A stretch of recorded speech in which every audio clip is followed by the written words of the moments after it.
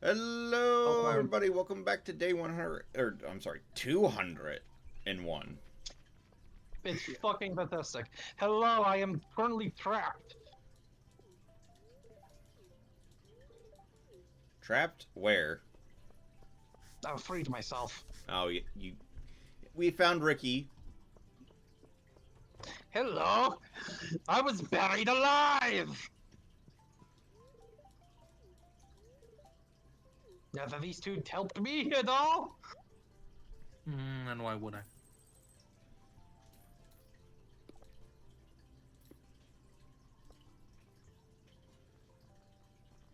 Curtis, can you take a look at the community center thing and tell me what, thing, the community center tab, and tell me what kind of plant I need to grab for them? Is it Arson? Probably mostly everything. I keep forgetting. It's been a minute. Which one is it? I can't say it. I haven't been yet. Well, pretty sure. Yeah, I haven't been yet, so I can't say. Huh. What the hell? I don't have the little tab.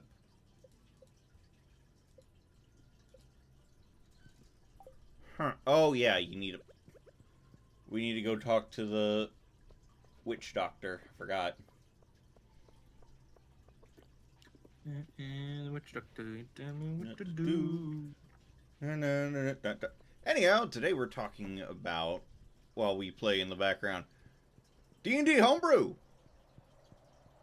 How to homebrew D&D, which is something we've been doing since... How long have we known each other? Not While. since, well, actually, no, since day one. I guess we've been trying to do homebrew. I think I'm the first one to ask for a homebrew item, or a homebrew class, rather.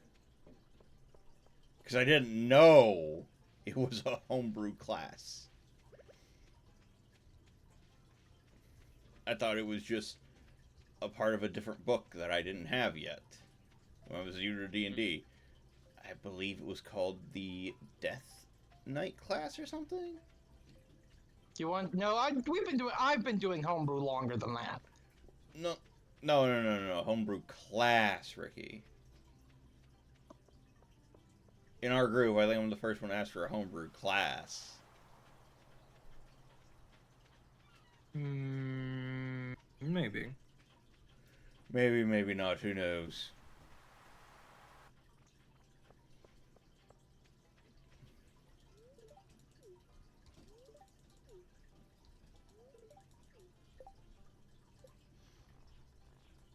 Who have I not met yet? Two people. You're one. Oh God, Ricky, you're a... Already. He looks like a scruffy nerf herder.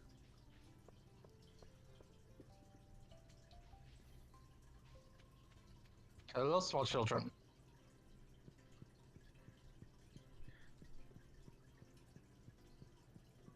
Yes, but I've been homebrewing for... God, has it been 10 years? Has it been... Oh, it's been around 10 years.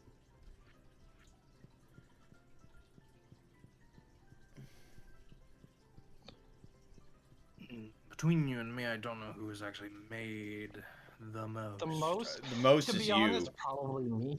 No, it's me. How much have you written down though? Curtis had to write a lot of homebrew down. But anyhow, I make a lot of homebrew too. why don't we get started on what exactly you need to do homebrew?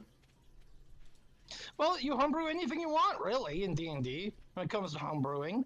What are some processes though? Let's see. Curtis, would you like to go first? Talk about the process of when you homebrew certain things.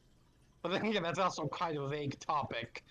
So It very much depends on what you need for a story. Like, for instance, the Triumvirate Empire thing that we... That was an empire we built, though, David. Yeah.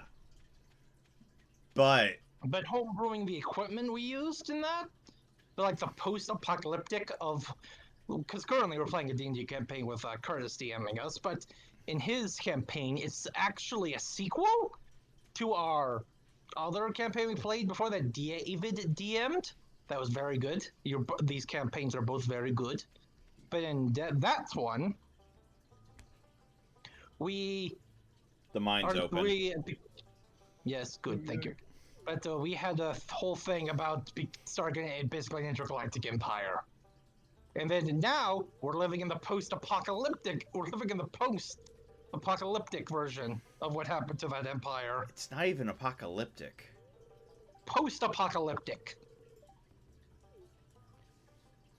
That means after apocalypse.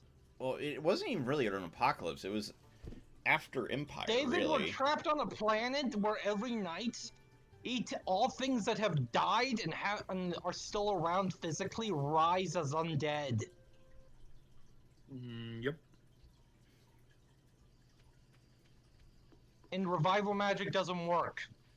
And anyone tries to leave the planet gets shot down by an automatic defense fortress. It's a pretty grim place to live, really.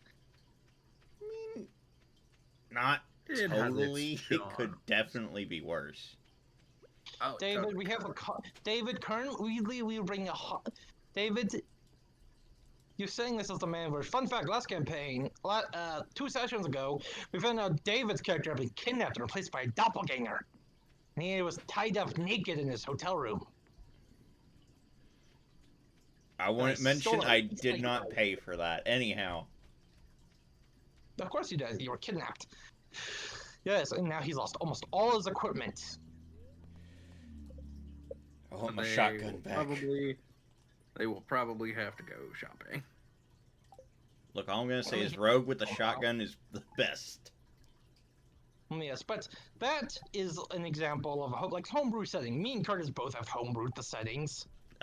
I have two. But if we're talking about like equipment, items, Curtis. monsters, and all that stuff, I think I have made more than you because you have read the entire sheet of stuff. I would send you some of mine, but to be honest, I don't know where we put it somewhere ages ago. And that's one, and I that's like a tiny one. Actually, that's the biggest one I have. Entire settings. Yeah, but I haven't written everything down. Me neither. It'd take too long. Well, okay. But we will go down like the art of homebrewing certain things. Yeah, okay. So when you start to homebrew, what is the first things you all do? I know I just go with, that's pretty cool. Well, we have to narrow down what we're homebrewing. Well, no. We have different methods for what we're doing. Okay, so you narrow it down. So, you know what, I was going to ask you to do it. What? Fine, but I'll do it. Well, no, I was just asking in general, when you go to homebrew something, what's like the first thing you...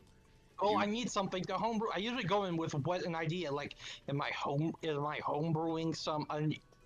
I'm making my own unique setting. Okay, so you're homebrewing... Okay, so for homebrewing an entire campaign, I guess, for Ricky... Not campaign, entire dimension. I've done this a couple times. There's 2 big ones. You know what? The guys have, why don't we let Curtis go first? Because I'm pretty sure he'll get it better. Well, David. What do you want me to talk about actually making? Because that's what Ricky's talking about. Okay. Yeah. For like an item. Let's go with an item. Simple. We've all made items in D&D. I do believe I'm not gonna say I trump Ricky in making items, but I think I made a lot. We don't trump each other in making it. We just make a lot of stuff. Like let's go each choose a magic. Magic item we both have liked. Like to make, because again, to be fair, if nobody knows this, a lot of the shit that I have written down actually got deleted, so I had to remake it. Oh, yeah. Very quickly. Come in. Talking with the mage now. I have to do this. I am Yeah. Rad- What the Radimus. Speaking of homebrew, David, even David and everyone else still makes reference to a character I made Crush. in one of my campaigns. Are you talking about Crush? Or are you talking about Scar? No. Grampy Bones! Oh, damn it. Yeah. Everyone still references old Grampy Bones, who, for information, is a unique, insane lich that was in my campaign that was completely nude and fully insane. Well, there's nothing down there to show, so really his nudity wasn't really a problem. But the fact that he is a high-level magic caster that's completely bonkers. There. By the way, he is fully based on early Gravity Falls Season 1 Old Man McGucket. Yeah, we figured. So to make Old Man and McGucket a lich, and you were able to get, and that's how we did it. He was mostly a fun NPC that they all found. But he actually, speaking of, as a homebrew thing, he does have a unique couple spells. Ah, okay, so you homebrewed a couple spells, that's what makes him homebrewed. Yes, I did. He does have some homebrewed spells that he's there. Alright. Hmm. What was your process for making these spells? Well, this is an ancient wizard, and he, to not get spoilers too much, but there are people that have tried to kill him, fight him, so he, in his younger years, created spells that Say, are unique to you're talking him about this only. character we've only ever met once. You met him 6 times. Have we? Maybe not 6, but we have met him quite a bit.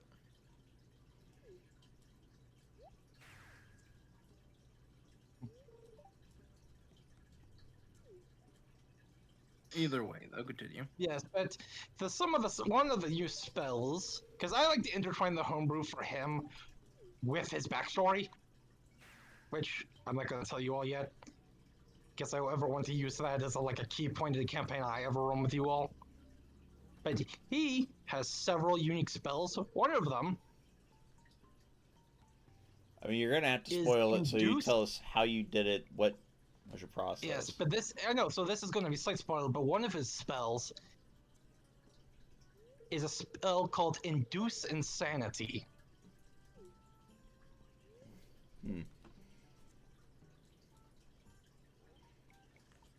Okay, Induce Insanity. Sounds like a Call of Cthulhu spell, if I'm being honest. It is. It can only be cast on oneself. And you win. One cast, you have to roll. You have to make a DC. What was it? DC 20 intelligence check.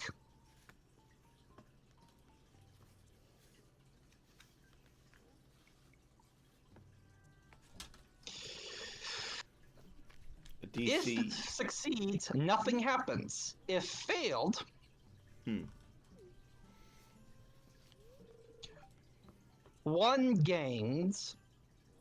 one rolls on a chart. This is an 8th level spell, by the way. One gains a permanent insanity trait, which is in the optional rules of the DM's guides.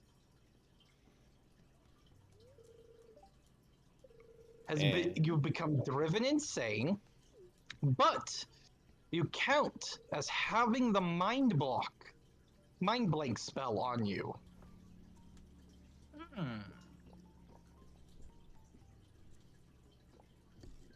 And it gives one advantage on deception checks.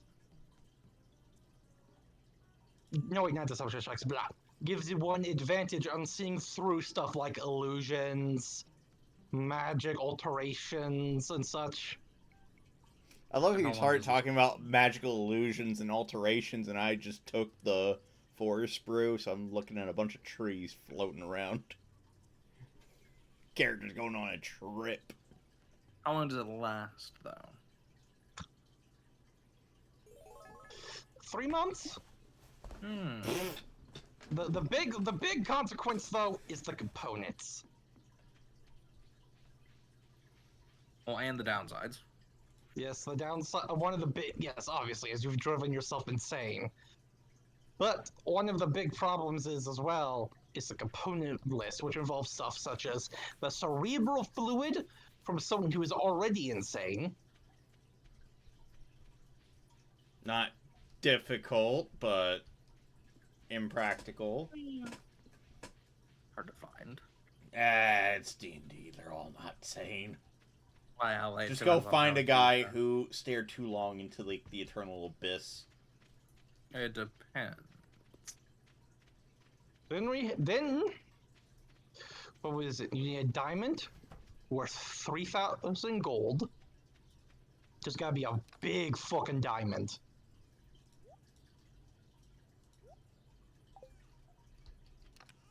Oh, I was gonna say, what's that message say? Dennis is tucked into bed. Got it. And what was the last component? What was the last component? Because this is one of the pages that I set somewhere, and I don't know where I put it.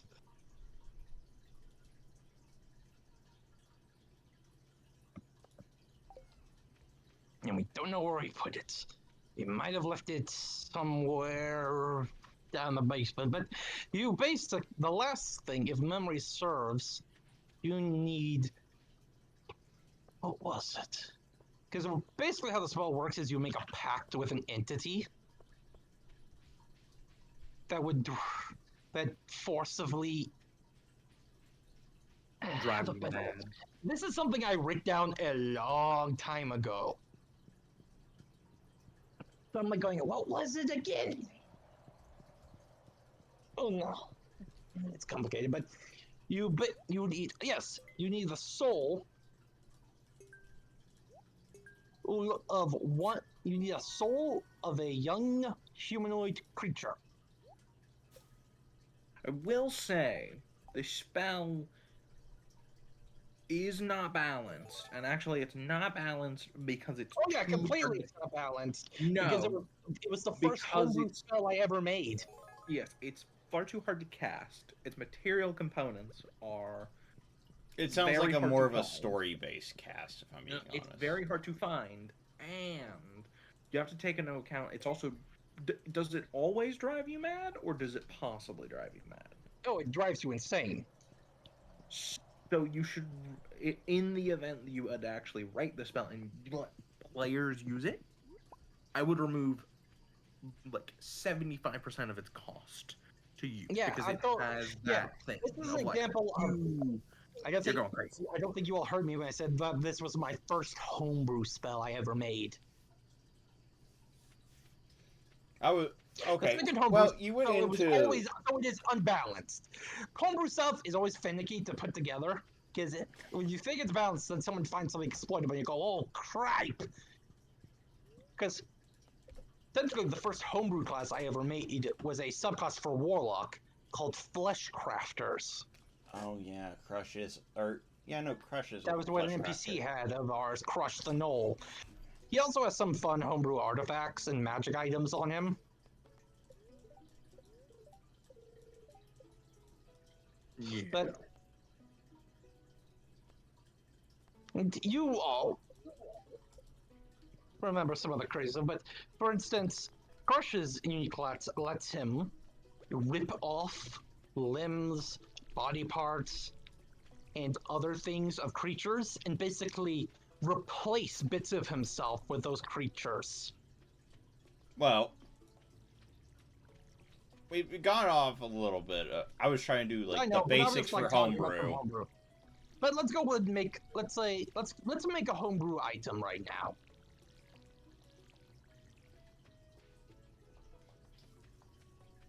Hijack's conversation doesn't let Curtis or I talk about anything. Yes. So Curtis, you talk. You talk. Well, and we'll go back to the original, what the topic actually was. I will go ahead Basics of Yeah, I kind of homebrew. rambled. Yeah, you did. Yeah. The first homebrew magic items I made, because David asked about making magic items. The first homebrew magic items I made were actually for a completely different campaign that I don't think you all ever actually played in.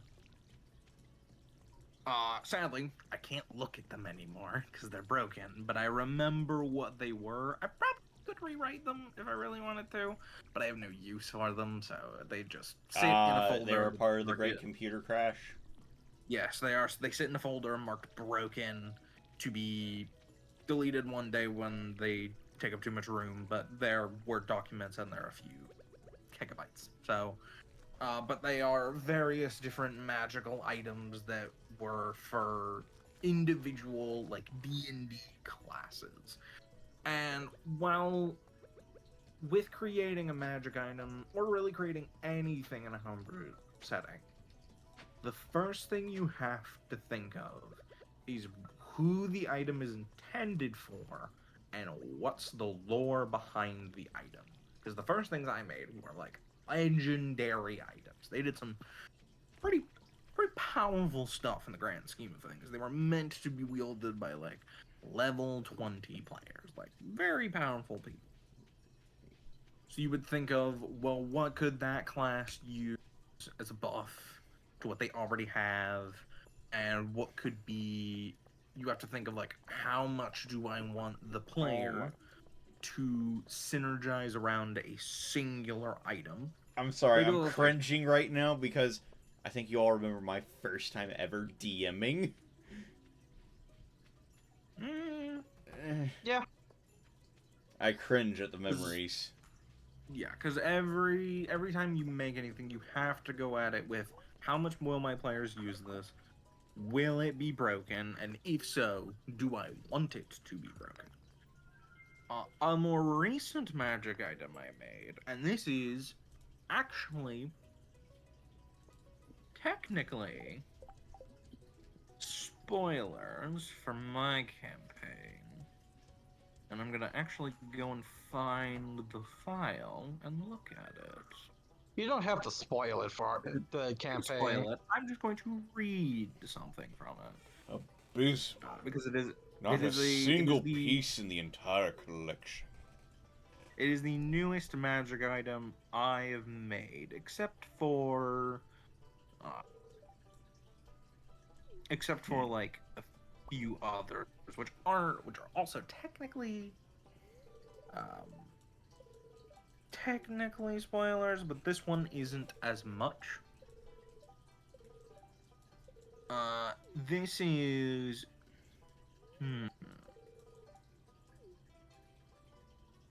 what part of this do I want to read? Wording is also very important. You must word things very specifically. I'll just read this part because this doesn't tell you anything about the thing it is. Let's see.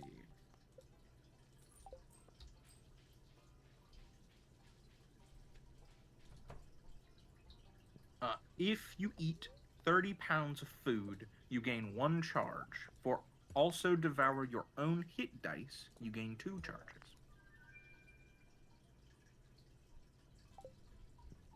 You have to word things specifically, but also you have to, as I said, you have to very much think of the lore behind an item and who it's going to be used by. And maybe if it's not going to be used by your players, it's going to be used by someone else. Remember to not make it too OP so you don't immediately kill them. But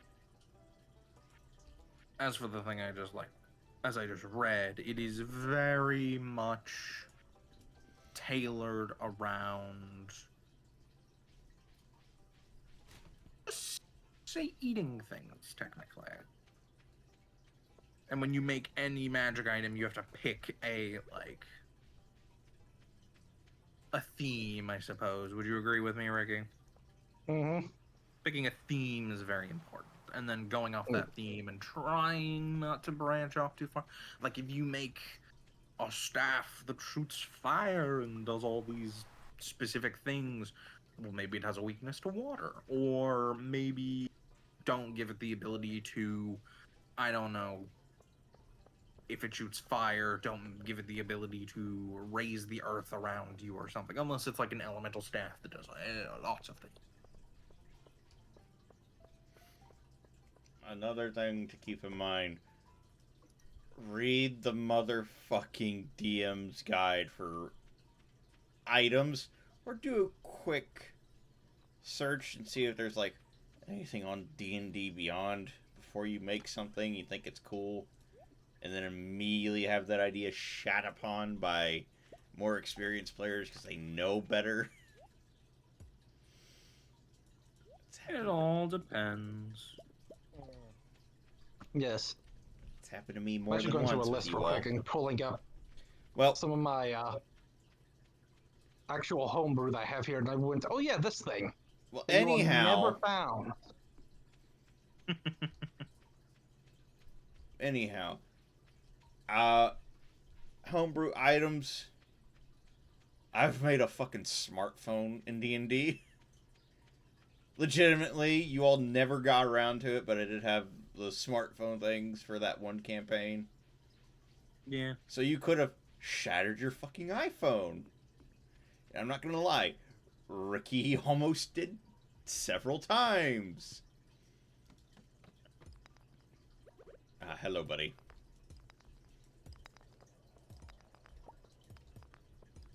Ladder's over there. Yes. But I help. Charge into the depths. Ah! We already made it to level 5, by the way. You wanted to start from the beginning, did you? I think Ricky just left me. Did you all start at the first level, or did you start on level 5?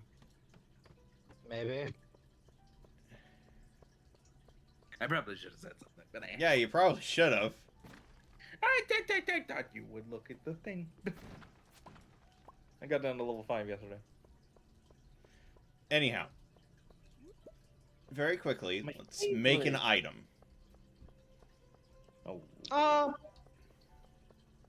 Based Here's on an item concept. Here's an item concept I've had for a while. And that is the Murder Stone. Murder Stone. It is a legendary artifact made for ancient god of murder.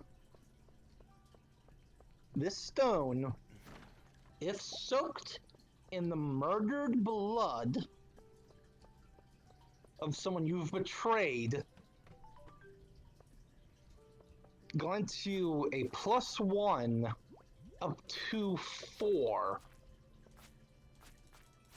for every person you've soaked, every innocent person you've soaked. This very much sounds Yeah. like the Ebony Sword or Ebony Blade from It does. Skyrim. Yes, there is a little hint. There's a reference. If a good advice is you can look at what other people's done, and no one bothers you if you steal a similar concept. Oh yeah, if you steal a few things from people and you're like, I love this. That's also a very good point to start. Is like, come up with a concept, and then look at a form of media you love, and then take those two, and you can pretty easily just make something. I'm troubled to. Oh yeah, yeah. Following that rule, I made a Stardew in D&D. Not great, but I'm gonna have to make those again. I've made a Stardew in D&D, and the story and lore reason behind it is, quite literally met a dragon. They're like, I'm very bored. Do you have any games or anything? And character had knowledge of Warhammer 40k and was like, well, I know about these things, and you just run around on a table. And he's like, excellent. He ordered a bunch of slaves and started biomancy on them. And then me and him proceeded to play a 40k game, IRL, and it got really bad. Yes. Anyway, real quick, We weren't actually finished with the Bloodstone idea, with the Bloodstone. All right. Because you see, this is also kind of based on the vestiges from Critical Role, Oh boy. where this thing has an unlock mode if you do a very specific thing, and that is, you have to murder,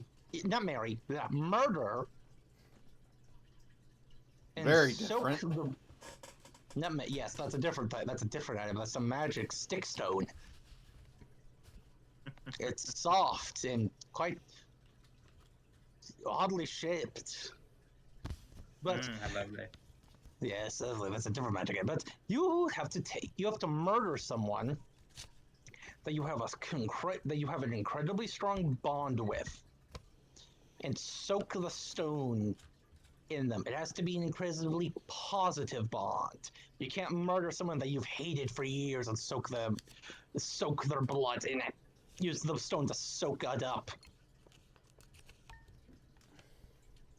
It has to be someone that has an extremely positive relationship with you, like a spouse, or a sibling, or family, or a close friend.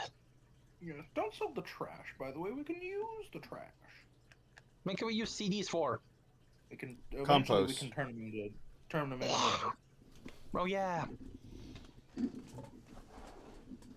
This is the hoarding stage of the game. We just hoard everything. By the way, speaking of D&D, I found my DM screen. Yay! Desk over there. But we've talked about homebrewing items, homebrewing monsters. Got a lot of constructs. Got a lot of constructs, man. Curse's got a lot of constructs. I have an entire...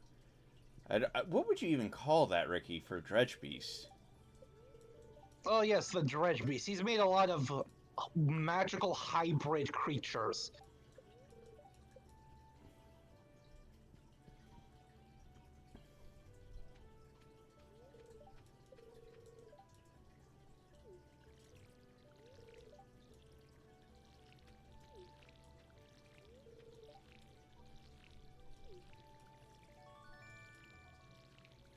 But I, as you all remember, the horrors I've built quite a lot of monsters. Mm-hmm. Yeah. But what would you call the Dredge Beast? Like, magical creatures? No, because they're monstrosities. Monstrosities? Okay. If you want their textbook definition of what they're called within D&D, monstrosities. Yeah, monstrosities is anything, if it doesn't fit in the other categories, it goes into monstrosities.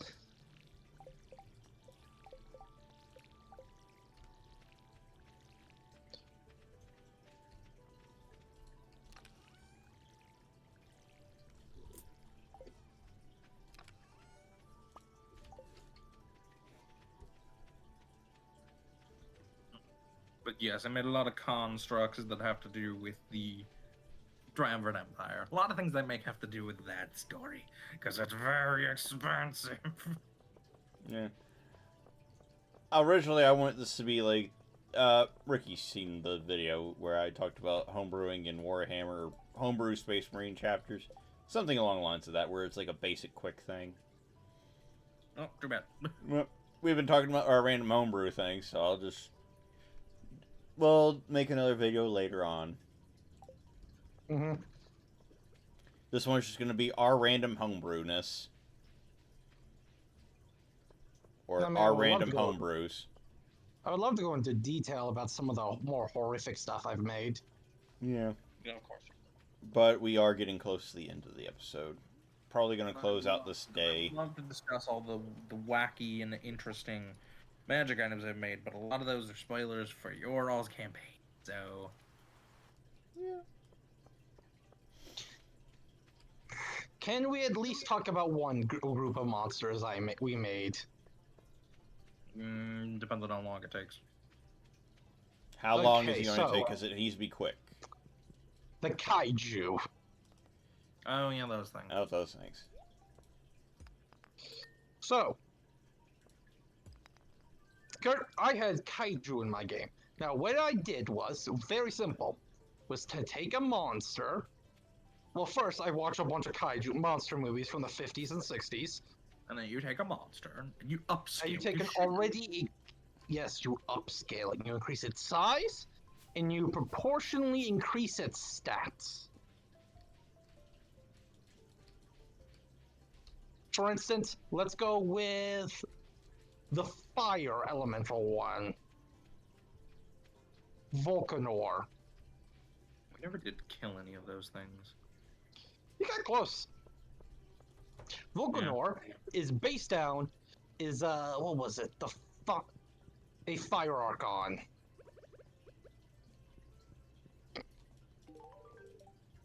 That's his base. So I increase the size to gargantuan. Then proportionally, looking at other gargantuan-sized creatures and such, increase his strength and constitution. We almost had to fight Godzilla in D&D. Is what he's getting at. No, you did fight Godzilla in D&D. No, we did fight Godzilla. I fought multiple Godzilla. I don't think I ever got to fight Godzillas. Yes, you did. I don't think I did. You were It's with just me I when wouldn't fought. ever call that a fight. I would call that more run for your lives. Hey, I did damage. You did do damage. A lot of damage, surprisingly. Yes. Then we had to ride. Quickly. But then I lowered their intelligence stat, as he is an elemental creature. He's not real. He's a very primal elemental creature. He's Who got not the rid of best. Who got rid of all the fucking grass, by the way, near my house? Ricky, did you get rid of the grass? I was I need waiting. grass. For what? You don't get anything from it yet. You got rid of all that prime hay bale and grass. Only the bush grass gets you anything, Ricky. You don't need the tall grass. Yeah, fair enough. Now I gotta fucking replant it.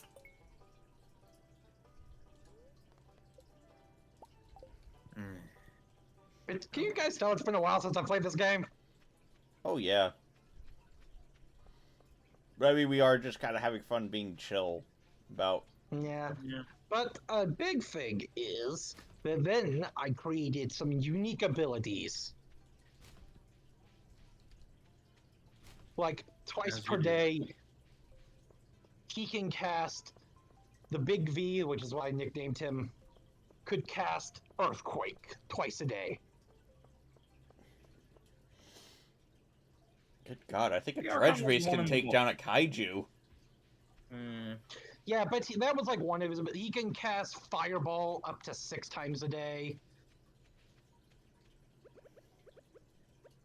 He can then. He also has, you know, obviously a bunch of. He has some legendary actions, such as Lava Spew, especially for effect, creates a an indefinite wall of fire in an area as the ground cracks, and a lava starts spewing in mini geysers in an area.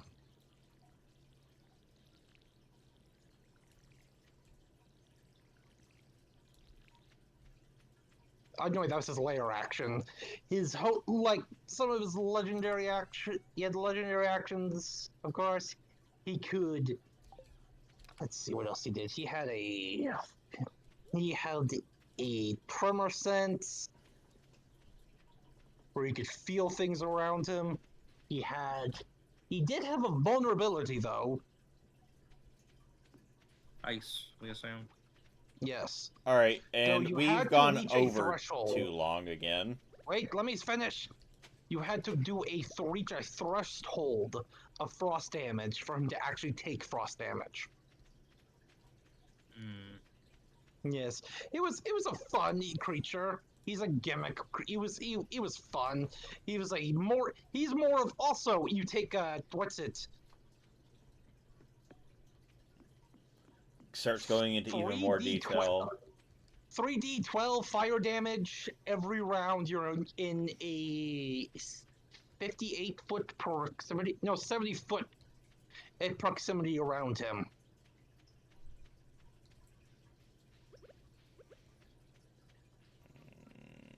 Yep, that was it. All right. Well, I think We'll go into detail about this another time. at another time when we have more time, and also we'll make a video plan for it.